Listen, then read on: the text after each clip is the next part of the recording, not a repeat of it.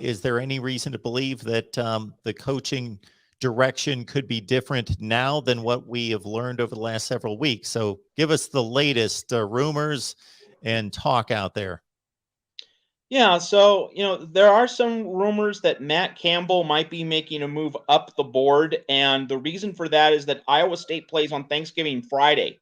So that gives Mike Bone a chance to set up an interview earlier with Campbell, then say, Dave Aranda, here's the wrinkle with Aranda. If Baylor makes the Big 12 title game, that's another week off the board. And Mike Bone might be of the thought process, hey, let me, maybe Aranda's a slightly better candidate, but if I get Campbell earlier, I buy that extra time on the recruiting trail, in the transfer portal, and I get maybe a second or third choice, but I get him quickly. So I buy time with recruits. I can get Matt Campbell in as soon as possible to work with the culture, immediately get to work restoring what Clay Helton allowed to collapse. I'm not saying that's likely, but that is now a plot point that's being talked about.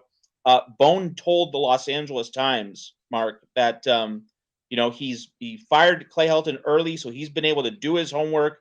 So you definitely get the sense he knows what he wants. We don't know if Campbell is his target. That's the unknown, like exactly who he's pinpointing. But it clearly seems that like he knows exactly how to go about this. He knows what his plan A, B, C are going to be, and we're just waiting to get a strong clue, sign, report of which guy he really wants. Now, I still think that Luke Fickell's like the guy he would love to have in a best case scenario. Maybe it's the case, Mark, that he already knows that Fickell will not leave Ohio, period. Not going to happen. Like maybe he's already firmly aware of that, and he's not going to be able to dissuade Fickell or reshape his mind. Let's say that's the case. Then, Dave Aranda and Matt Campbell are the next choices.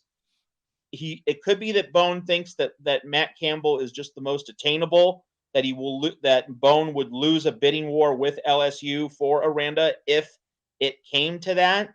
And maybe Mike Bone thinks, instead of worrying about that, instead of getting stuck in the muck in a bidding war with LSU, I'm just going to go to my third choice, Matt Campbell. And you might be wondering, where's James Franklin in all this?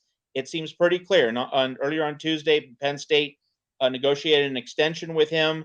But like I talked to Florida people, James Franklin's not coming up in the Florida search. I talked to LSU people, James Franklin's not coming up in the LSU search.